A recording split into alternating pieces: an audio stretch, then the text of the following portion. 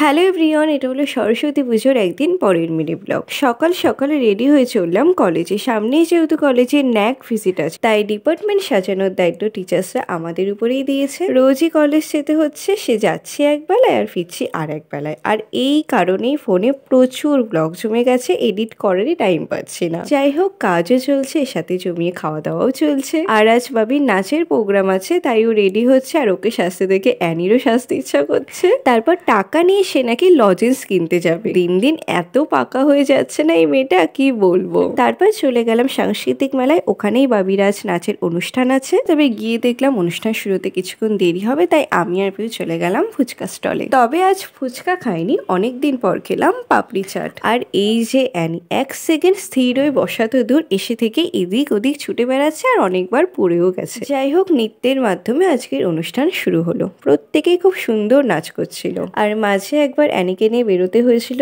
কারণ সে চকলেট খাওয়ার বায়না জুড়েছিল। আজকের অনুষ্ঠানে সবচেয়ে ভালো লেগেছে আমার এই বাচ্চাগুলোর নাচ। এদের দেখে আমার নিজের ছোটবেলার কথা মনে পড়ে গেল। যাই হোক, তারপরে ছিল বাবির নাচ, আর এদিকে অ্যানি ওর বন্ধু পেয়ে গেছে। কোইন্সিডেন্টলি আজ আমার গানের টিচার মানে সুস্মিতা দিরও গান ছিল এখানে, সেটা শুনে চলে আসলাম বাড়ি। আজকে ডিনারটা করলাম এগ রোল দিয়ে। ভিডিওটা এই পর্যন্তই।